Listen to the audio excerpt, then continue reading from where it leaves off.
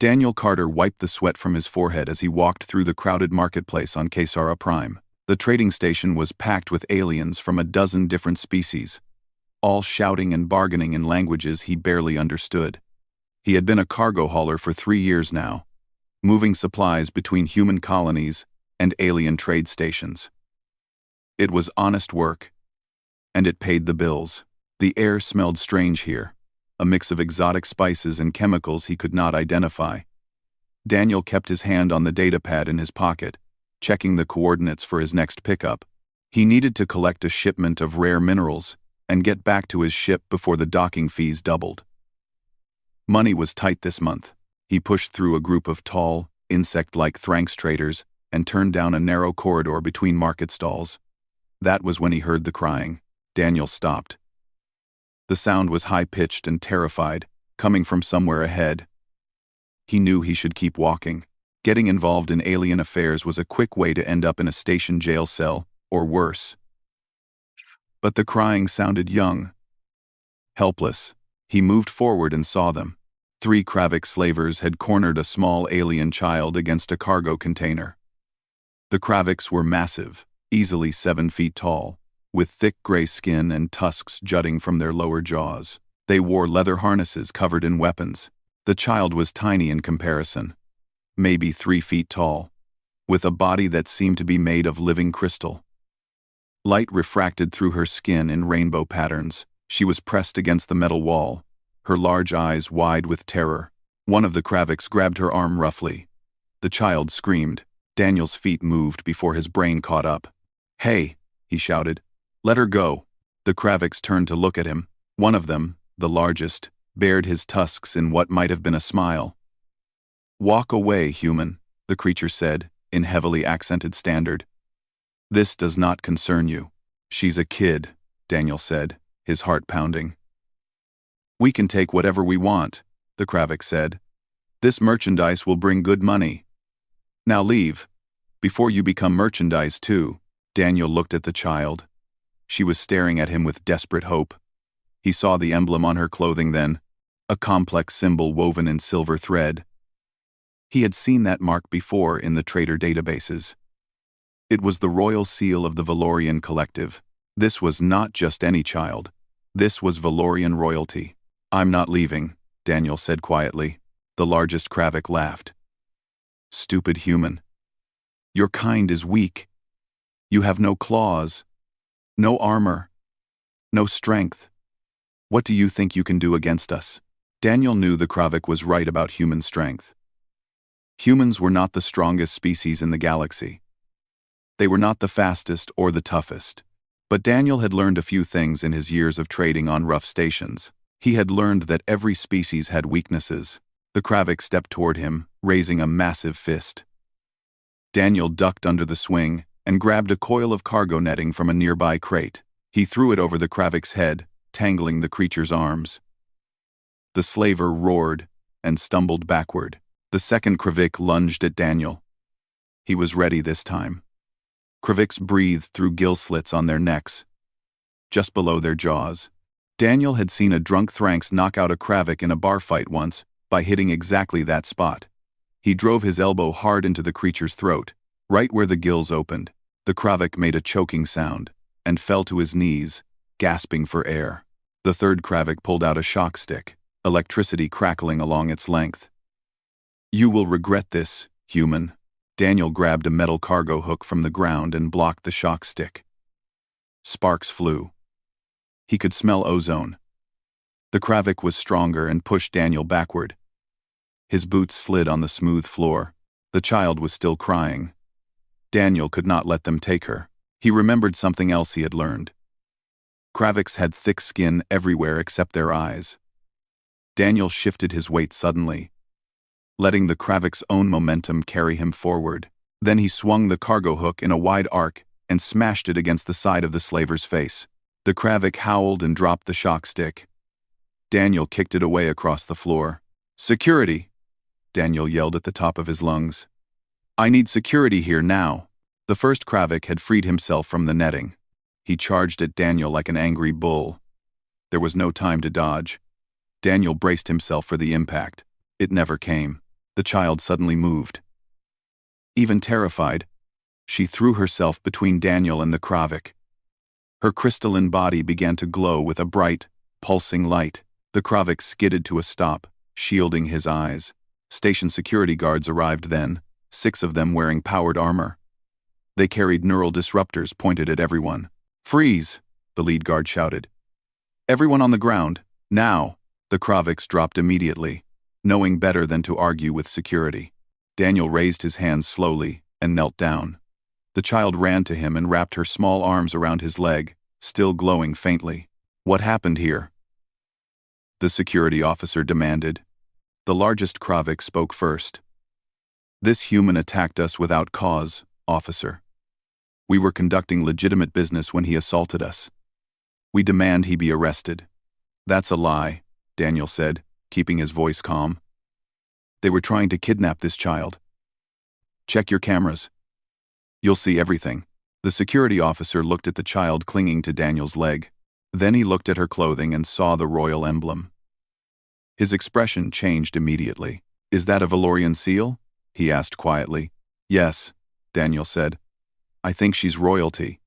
I couldn't just let them take her." The security officer tapped his comm unit. "Central, we have a Code 9 situation. Possible royal kidnapping attempt. I need identity confirmation on a young Valorian female. Approximately 6 standard years old." There was a pause. Then the comm unit crackled with an urgent response. "All units be advised. The Valorian royal family reported Princess Lysa missing 20 minutes ago. Diplomatic vessel is en route to the station. Secure the area immediately." The security officer's face went pale. He looked at Daniel with new respect and something like fear. "You saved a Valorian princess. I just couldn't let them hurt a kid," Daniel said. "Take the Kraviks to detention," the officer ordered his team. "Use maximum restraints. As for you, human, you'll need to come with us too. For your protection and for questioning."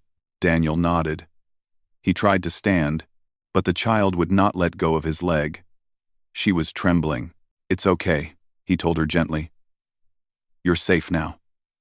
These people will help you." The child looked up at him. Her eyes were like violet gemstones. She did not speak. But Daniel felt a strange warmth in his mind. Like gratitude, the security team escorted Daniel to a holding room. It was clean and comfortable, not like a prison cell. They brought him water and told him to wait. Through the window, he could see the docking bays. An hour later, a massive ship entered the station. It was unlike anything Daniel had ever seen. The hull was covered in crystalline panels that caught the light from the station's sun and turned it into a rainbow display. The ship was easily the size of a small city. Daniel's stomach tightened. He had saved a child because it was the right thing to do. But he had also just gotten involved in Valorian royal politics. The Valorians were one of the most powerful species in the galaxy. They had psychic abilities humans barely understood. They could share thoughts and emotions directly. What would they do to the human who had touched their princess? Daniel watched as a boarding tube connected to the royal ship. He saw figures moving inside it, tall and glowing like living statues. A guard entered his holding room. "The Queen is coming," he said simply. "Queen Sira herself. She wants to see you." Daniel took a deep breath. There was nothing to do now but face whatever came next. He had made his choice in that marketplace. He would not take it back, no matter what happened. The door opened, and his future walked through it. Queen Sira was the most beautiful and terrifying thing Daniel had ever seen. She stood nearly 8 feet tall, her entire body composed of crystalline structures that shifted through colors with each movement. Her crown was not separate from her body, but seemed to grow from her head like natural crystal formations. Light bent around her in ways that hurt to look at directly. 6 royal guards flanked her, each one armed and radiating barely controlled anger. They wore armor that looked like it had been carved from diamonds. Daniel stood up from his chair. His legs felt weak, but he kept his back straight. He had faced down Kravik slavers. He could face a queen. "You are the human called Daniel Carter," Queen Sira said. Her voice came through a translation device on her chest, turning her telepathic thoughts into words he could understand. The voice was cold and precise. "Yes, Your Majesty," Daniel said. He was not sure if he should bow, so he just stood still. "You touched my daughter." It was not a question. It was an accusation. Daniel's mouth went dry. "I protected her," he said quietly. "The Kraviks were going to take her. I couldn't let that happen. You presume to know what my daughter needed?" Queen Sira stepped closer. The temperature in the room seemed to drop. "You, a human, thought it appropriate to involve yourself in royal affairs?" "I saw a child in danger," Daniel said. His fear was being replaced by something else now: frustration. "I didn't care about politics or royalty.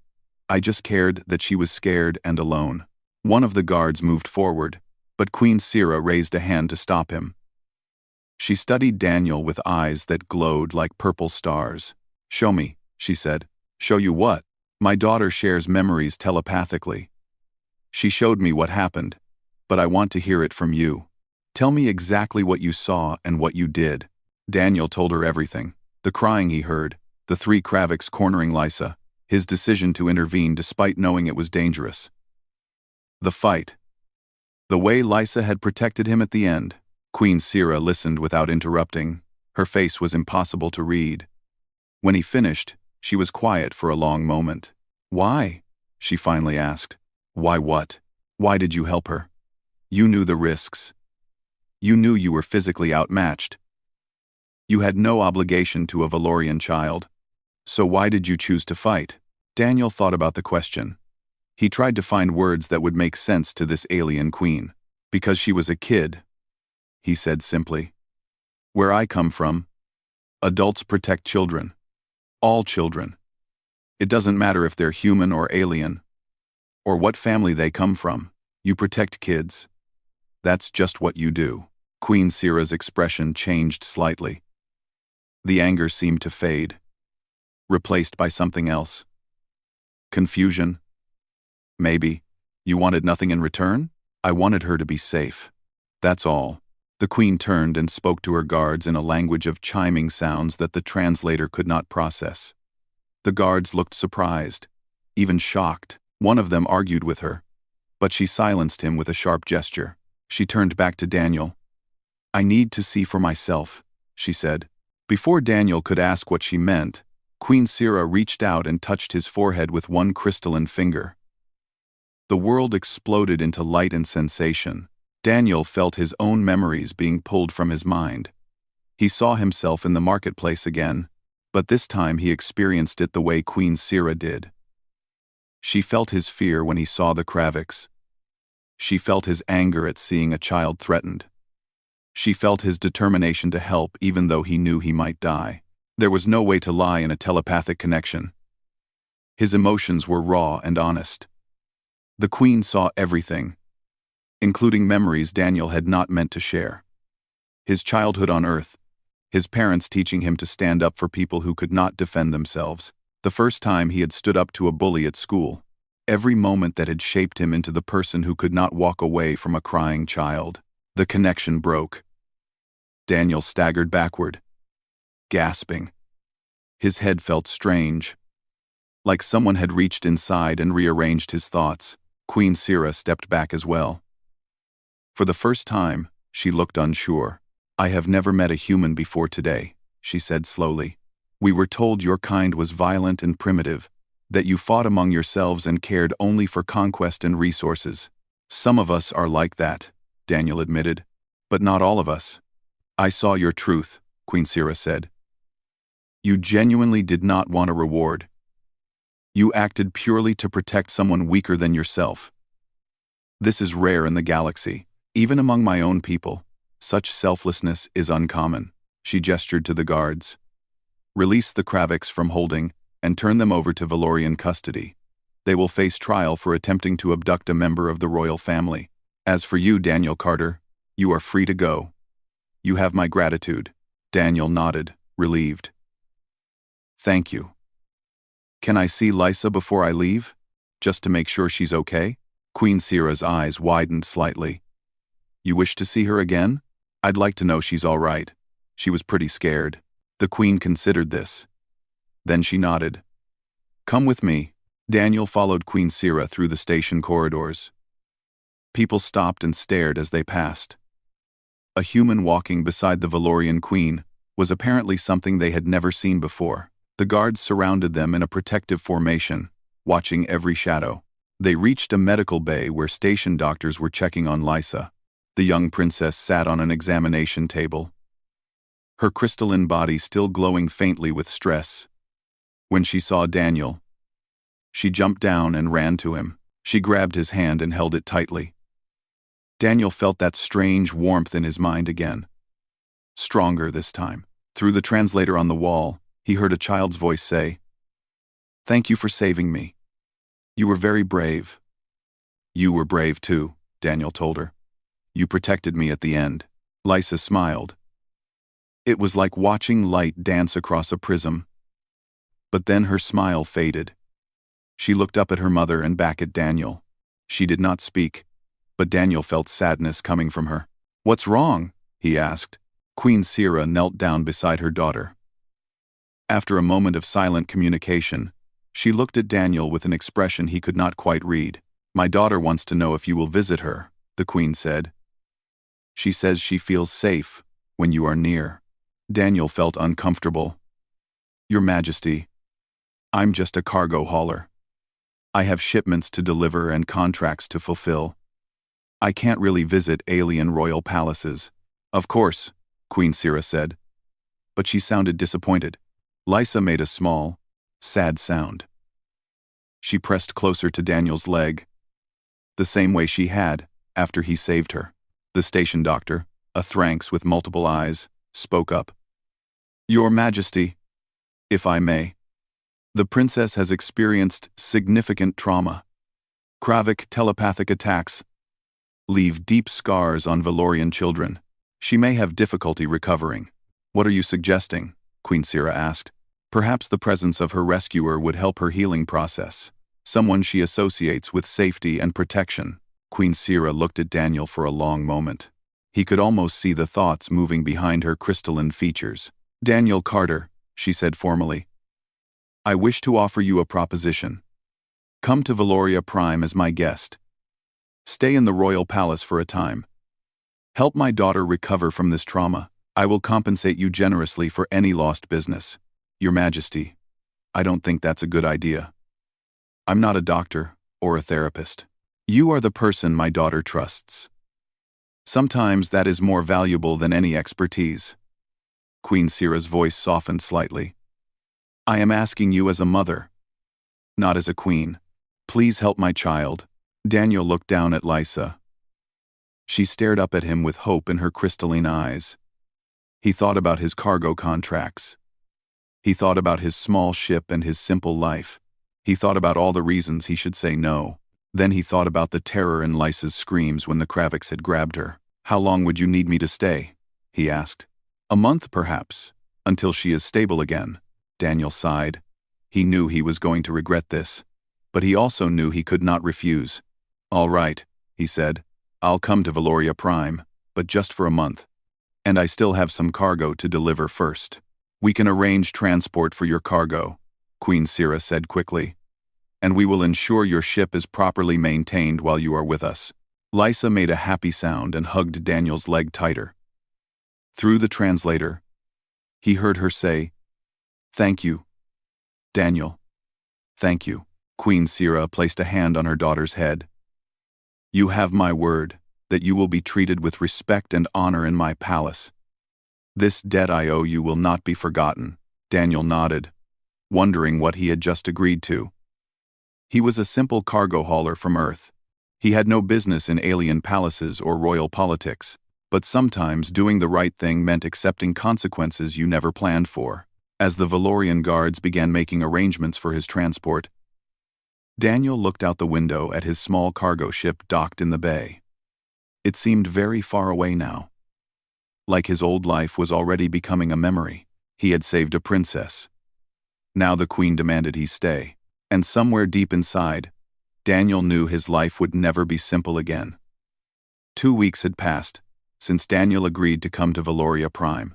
He stood now in a chamber that was larger than his entire ship, staring out a window at a world he could barely believe was real. Valoria Prime looked like someone had taken Earth and replaced all the rocks with crystals.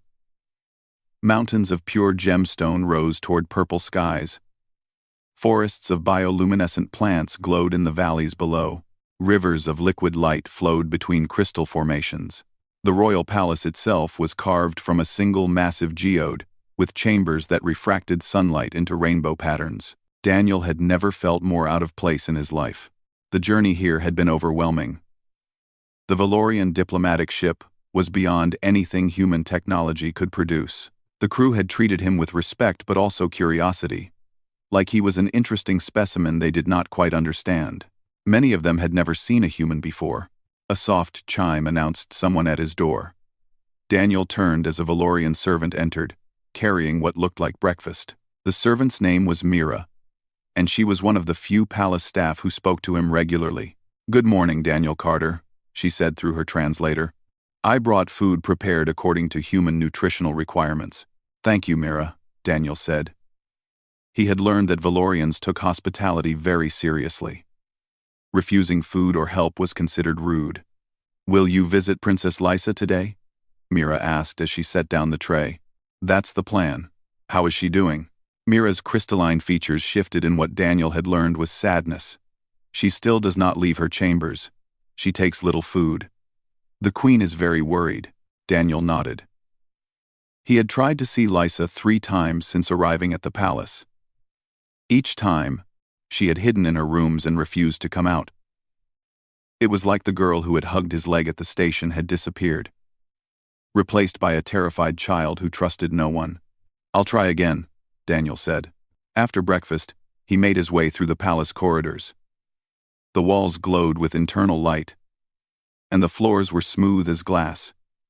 Valorian guards watched him pass, but said nothing. Daniel had noticed they always seemed to be nearby, watching. Queen Sira said it was for his protection, but Daniel suspected they were also making sure he did not cause trouble. He reached Lysa's chambers and knocked gently on the crystalline door. There was no answer. "Lysa, it's Daniel. I just wanted to see if you're okay." Silence. Daniel sighed and sat down on the floor with his back against the wall. "I'll just wait here for a while, if that's all right. I brought something to show you." He pulled out his datapad and started playing an old Earth video. It was a documentary about animals, something he had watched as a kid. The sound echoed softly in the hallway. After 10 minutes, he heard movement inside the room. A small section of the door turned transparent. Lysa was peeking through, watching the video. "These are called dolphins," Daniel said without looking at the door. "They live in Earth's oceans. They're really smart, and they play games with each other." The door opened a crack. Lysa stood there, barely visible in the shadows of her room. "Would you like to watch with me?" Daniel asked. Lysa hesitated. Then she nodded slightly. Daniel stayed where he was, not moving closer. He just held up the datapad so she could see better. They watched dolphins jumping through waves, spinning in the air. "Why do they jump?" Lysa's voice came through the translator, quiet and uncertain. "Some scientists think they do it for fun," Daniel said. "Not everything has to have a serious reason. Sometimes you just do something because it makes you happy." "Do you have dolphins where you live?" "No. I live in space most of the time, on a cargo ship. But I grew up near an ocean. I used to watch dolphins when I was your age." Lysa stepped a little closer to the doorway. "Were you scared when the Kraviks tried to hurt you?" Daniel considered lying, but decided against it. "Yes, I was very scared, but you helped me anyway. Being brave doesn't mean you're not scared. It means you do the right thing even when you are scared." Lysa thought about this. She took another small step forward. "The Kraviks touched my mind. They showed me terrible things. They made me feel their hunger and their greed. It hurt." Daniel's chest tightened. He had not known the Kraviks had telepathically attacked her. No wonder she was so traumatized. "I'm sorry that happened to you," he said quietly. "That sounds really scary. I'm afraid to let anyone touch my mind now. Even my mother. What if they hurt me again?" Daniel set down the datapad. Lysa, can I tell you something? She nodded. When I was about your age, I was in an accident. A ground car hit me while I was crossing the street. I broke my leg and had to stay in the hospital for a long time. After that, I was scared to cross streets. Every time I saw a car, I remembered the pain and the fear. What did you do? My father helped me. He didn't force me to cross streets right away. He let me take my time. First, we just stood near the street. Then we practiced looking both ways. Then we crossed together while he held my hand. Little steps, until I felt safe again. Did you stop being afraid? Eventually, yes. It took time, but I learned to trust again. The bad thing that happened didn't disappear from my memory, but it got smaller. Other, better memories grew bigger. Lysa stepped fully into the doorway now. Daniel could see her more clearly. Her crystalline body was duller than it should be. The light inside her dim. Will you help me take little steps? She asked. If you want me to. Yes, I want to try. Lysa walked slowly toward him and sat down on the floor nearby, not quite close enough to touch. Can we watch more dolphins? We can watch dolphins all day if you want. They sat together for 2 hours, watching videos of Earth animals. Daniel told her about elephants and wolves, about birds that could mimic human speech, about tiny insects that could carry many times their own weight. Lysa listened and asked questions, her voice growing stronger as time passed. When the videos ended, Lysa looked at him seriously. Daniel, will you stay until I'm better? That's why I'm here.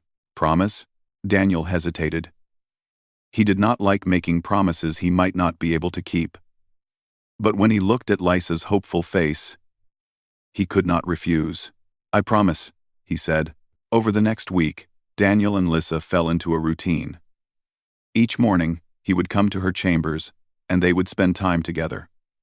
At first, she stayed in her doorway, while he sat in the hall. Then she ventured out into the corridor. Then they moved to a nearby garden. Daniel brought her simple games from Earth, card games, puzzles, drawing materials, things that did not require telepathy or crystal manipulation. Just quiet activities they could do together. The palace staff watched this with growing interest.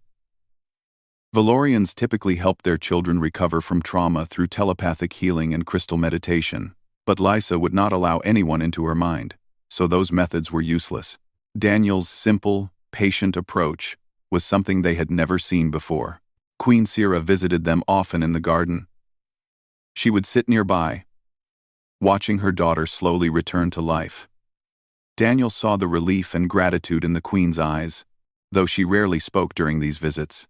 One afternoon, while Daniel and Lysa were building a tower from colored blocks, a Valorian noble approached. He was tall and imposing, with dark crystal features that looked almost black. You are the human, he said, his tone cold. I'm Daniel Carter. Yes, I am Lord Tevin, head of the Valorian Council. I have been observing your time here with great interest. Something in the noble's voice put Daniel on edge. Is there a problem? That remains to be seen. You have unprecedented access to the royal family. You spend hours alone with the princess. You whisper in the queen's ear. Some might find this suspicious. I'm helping Lysa recover from trauma. That's all. Are you? Or are you taking advantage of a vulnerable child and a grateful mother to gain influence and power? Daniel stood up slowly. Lysa pressed closer to his side, frightened by Lord Tevin's harsh tone. I'm not interested in power, Daniel said quietly. I'm here because a little girl needed help. How convenient that helping her gives you access to royal secrets, advanced technology, and political influence. Tell me, human, what do you plan to do with all you have learned here? I plan to help Lysa get better, and then go home to my ship. Lord Tevin's laugh was like breaking glass. You expect me to believe you want nothing? Everyone wants something. Then I guess I'm not like everyone else. The noble stepped closer, towering over Daniel. I will be watching you very carefully. If I find any evidence that you are manipulating the royal family, I will have you removed from this world, and humans will learn that there are consequences for deceiving Valorians. Lord Tevin turned and walked away, his crystalline robes shimmering in the garden light. Lysa looked up at Daniel with worried eyes. "He's mean. He's scared," Daniel said. "Scared people sometimes act mean because they don't understand what's happening. Are you scared of him?" Daniel thought about it honestly. "A little bit. But I'm not going to let him stop me from helping you." Lysa hugged his arm. It was the first time she had voluntarily touched him since the marketplace. "Thank you for staying. Thank you for staying." That evening, Queen Sira summoned Daniel to her private chambers. The room was filled with floating crystals that hummed with internal power. "Lord Tevin spoke with you today," she said. It was not a question. He made his concerns pretty clear. He represents a significant portion of the council. They do not trust humans. They do not understand why you are helping us. Does it matter what they think? Queen Sira turned to face him fully. It matters because they can make your time here difficult. They can demand your removal. They can turn the council against any future relations between our peoples. So what do you want me to do? I want you to prove them wrong. Show them that humans can be trusted. Show them that your kindness is genuine. Daniel met her eyes. "I'm not trying to prove anything. I'm just trying to help a kid who's hurting." "I know," Queen Sira said softly. "And that is exactly why you may succeed where others would fail." She placed a small crystal in his hand. "This is a communicator. If you ever need help or protection, use it. I will come immediately." Daniel looked at the crystal, feeling its weight. He was in deeper than he had ever intended. But when he thought of Lisa's smile in the garden today, he knew he could not walk away. Not yet, not until she was whole again. 3 weeks into his stay at the royal palace, Daniel woke to find Lysa standing beside his bed. Her crystalline face pressed close to his. He jumped slightly, startled. "Lysa? What's wrong? Is everything okay?" "I had a bad dream," she said quietly. "Can I stay here for a while?" Daniel sat up, rubbing sleep from his eyes. The palace chambers had no real concept of day or night, but his internal clock told him it was very early morning. "Of course. Want to tell me about it?" Lysa climbed onto a chair near his bed. "I dreamed the Kravix came back. They took me away, and you couldn't find me." "That won't happen. You're safe here." "Promise?" "I promise. The palace has guards everywhere. Nothing bad can get to you here." Lysa seemed to relax slightly. They sat in comfortable silence for a moment. Then she asked, "Daniel, do you have a family?" The question caught him off guard. "Not anymore. My parents died when I was in my 20s, accident on a transport ship. And I never married or had kids. Too busy working, I guess." "So you're alone?" Daniel had never thought of it that way before. "I guess I am. Yes. I'm sorry you're alone. Everyone should have a family." Something in her voice made Daniel's chest feel tight. "What about you? You have your mother and all the people here, but I can't talk to them the way I talk to you. They want me to be telepathic again, but I'm still scared. You don't need me to be telepathic. You just like me the way I am." "Of course I do. You're a great kid, Lysa." She smiled, and her body glowed a little brighter.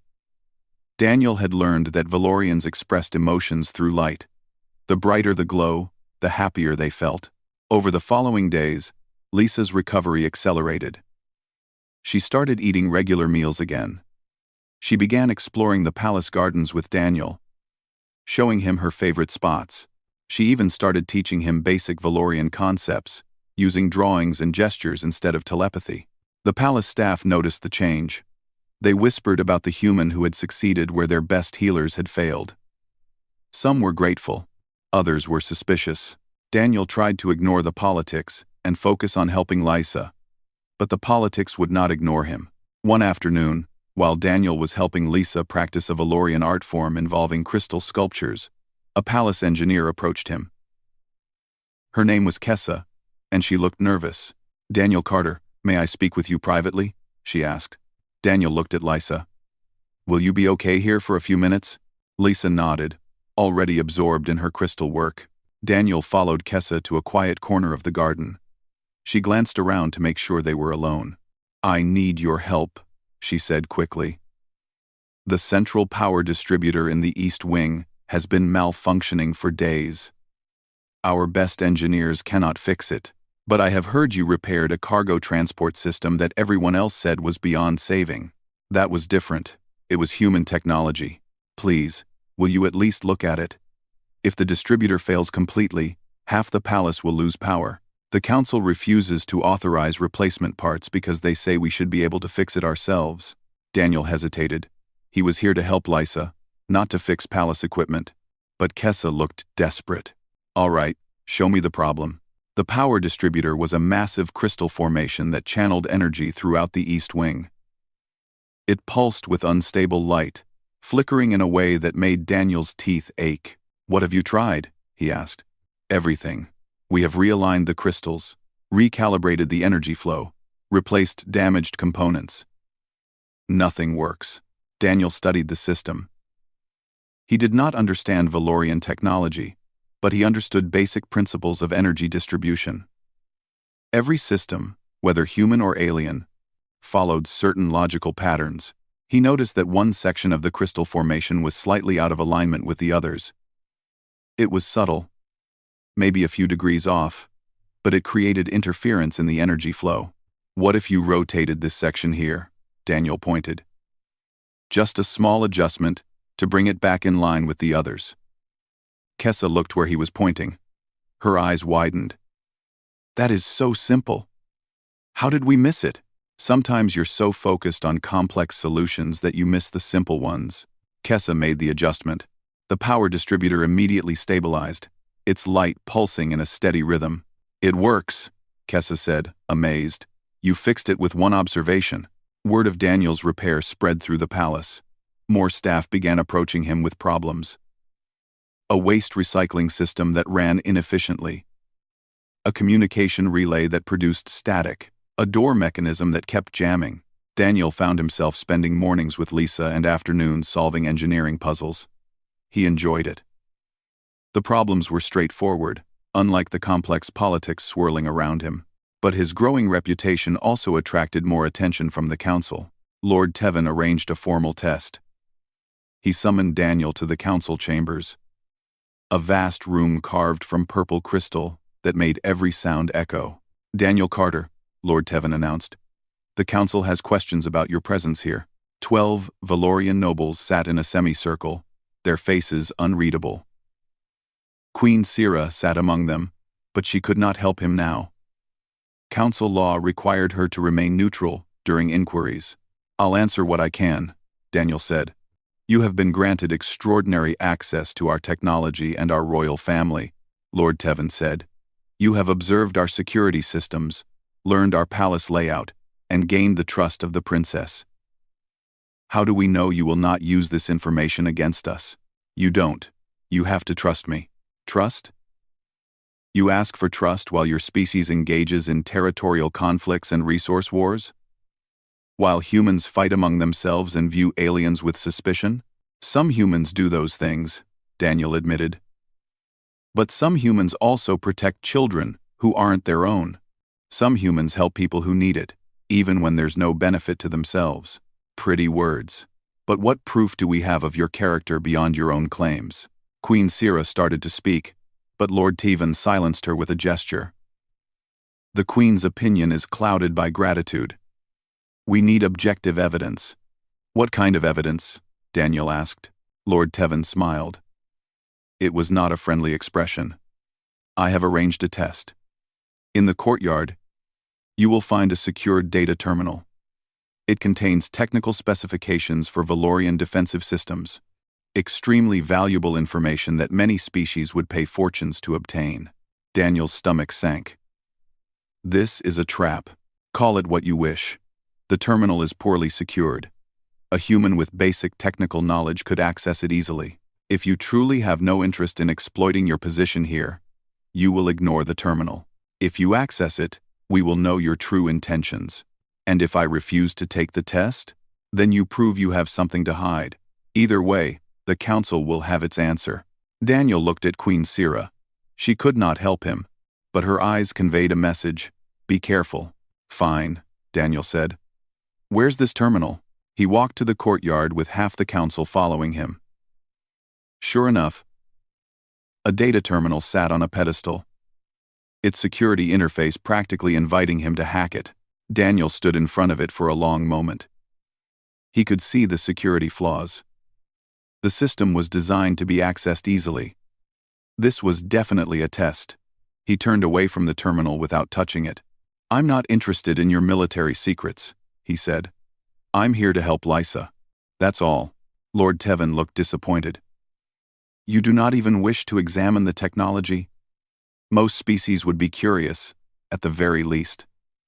I'm sure it's fascinating, but it's not mine to look at. Just like Lysa's trust isn't something I earn to exploit. One of the other council members, a female noble named Vara, spoke up. Lord Tevin, I believe the human has passed your test. He showed both capability and restraint. Or, he knew we were watching and acted accordingly. Lord Tevin countered. You will never trust him, Queen Sira said quietly. No matter what he does or does not do, you have already decided he is a threat. Perhaps the real test is not of Daniel's character, but of our own. The council chamber fell silent. Several nobles looked uncomfortable. Lord Tevin stood. I will be watching you, human. One mistake, and you will be removed from this world. I understand, Daniel said. As the council dispersed, Lysa ran into the courtyard. She had been watching from a window. She hugged Daniel tightly. You didn't look at the bad computer, she said. Lord Tevin wanted you to, but you didn't. Of course not. That information doesn't belong to me. He's trying to make everyone think you're bad. But you're not bad. You're good. Queen Sira approached them. Lord Tevin will not stop. He represents many who fear change and distrust outsiders.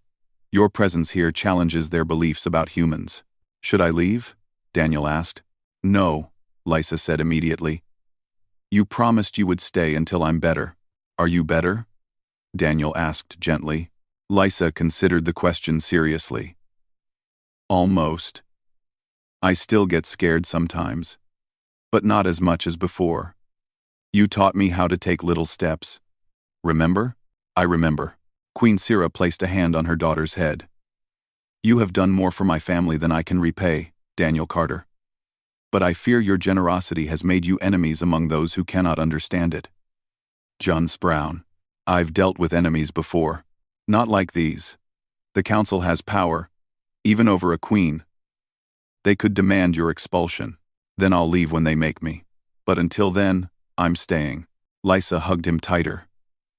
In that moment, Daniel realized something that both warmed and terrified him. Somewhere along the way, this alien child had become family to him.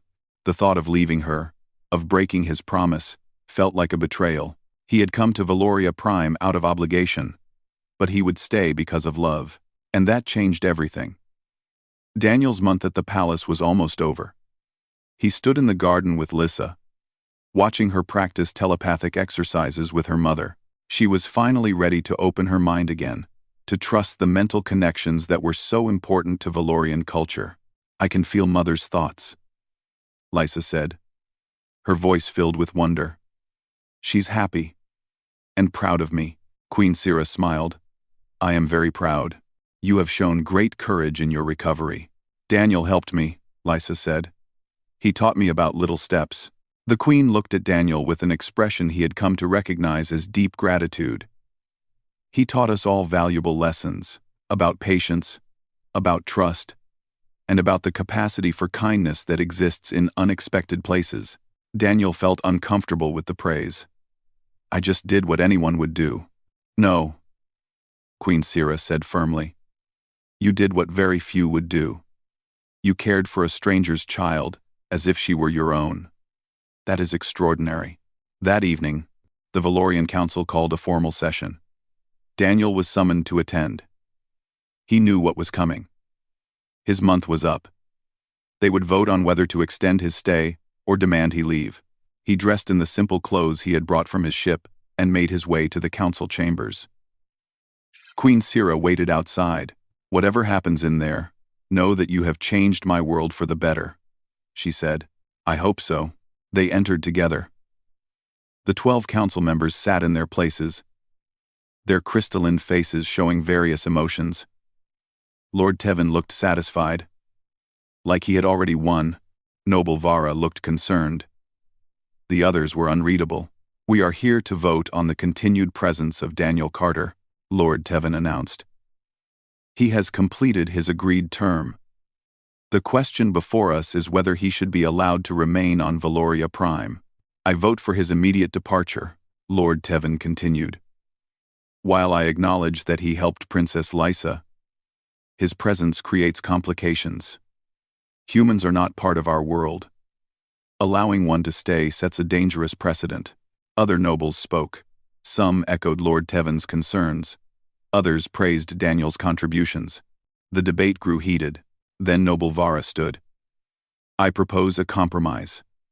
Allow Daniel Carter to remain, but not as a guest. Offer him a formal position as cultural liaison between our peoples. Let him serve as a bridge between Valorians and humans. Lord Tevin scoffed. A human? Representing both our species? Absurd.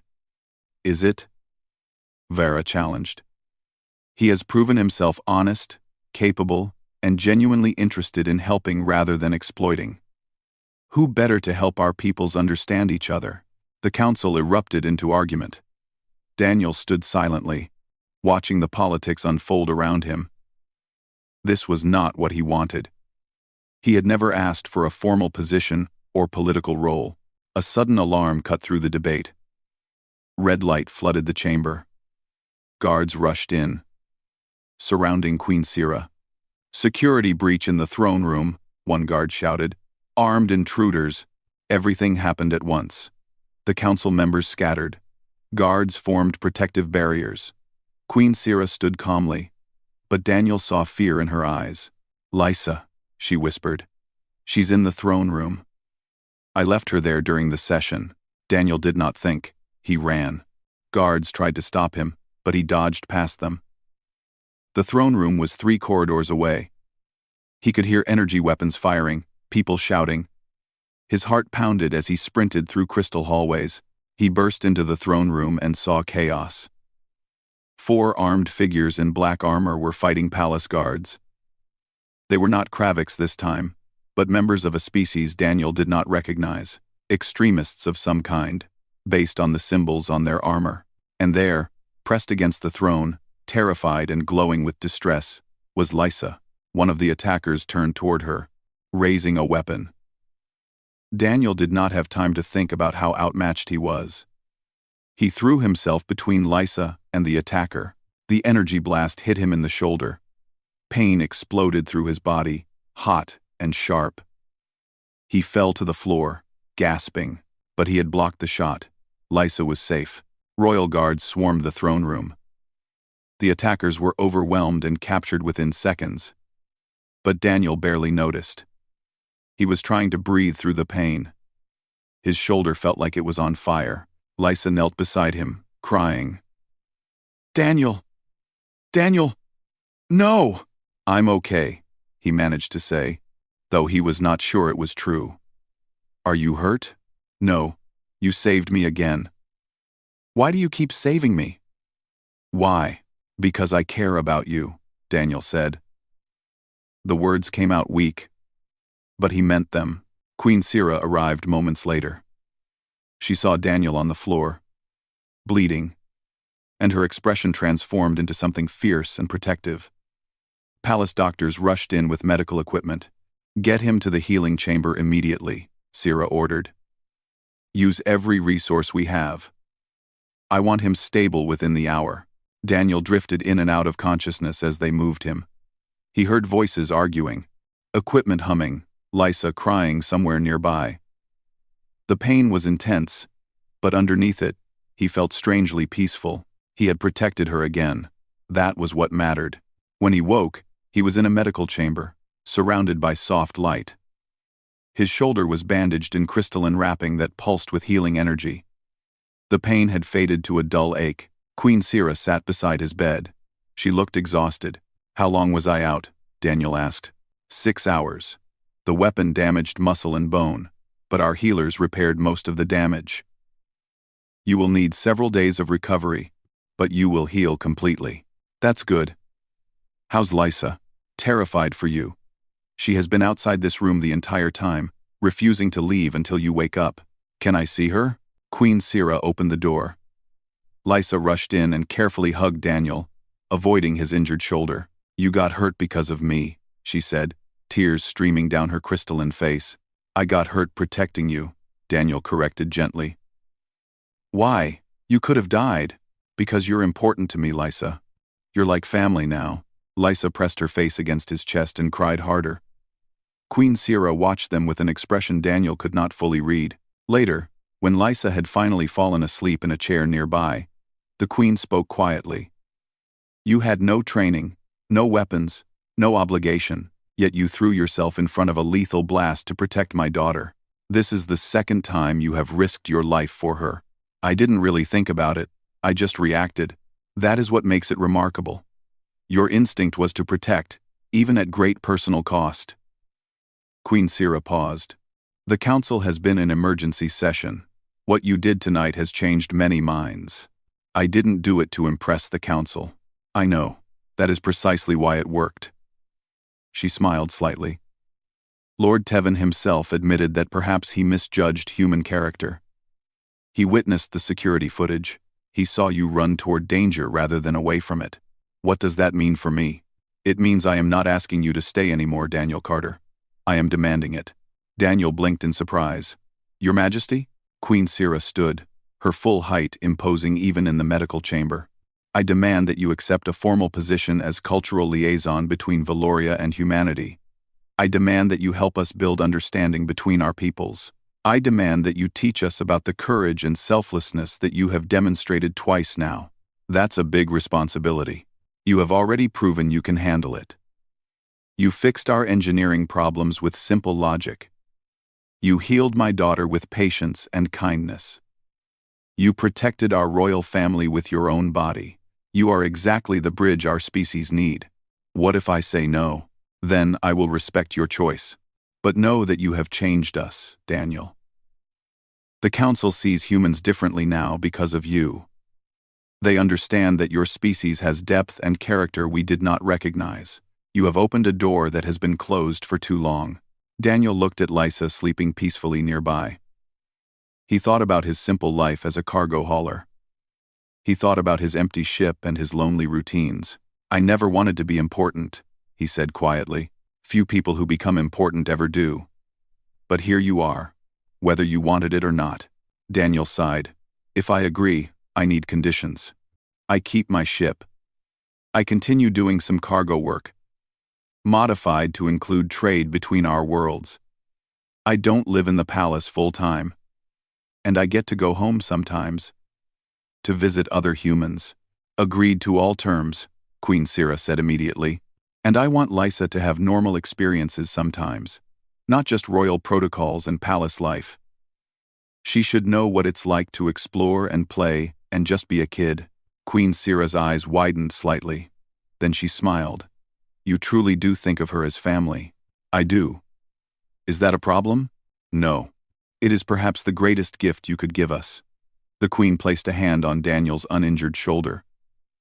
Welcome to the Valorian Collective, Cultural Liaison Daniel Carter. May your service bring our peoples together in ways we cannot yet imagine.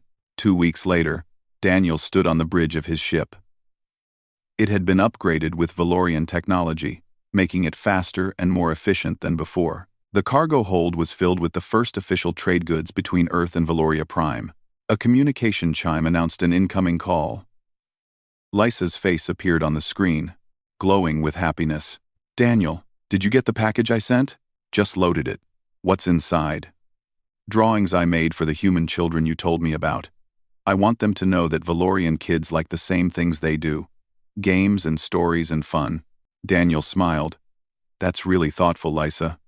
They'll love them. When will you come back to visit? 2 months. I have some cargo runs to Earth colonies.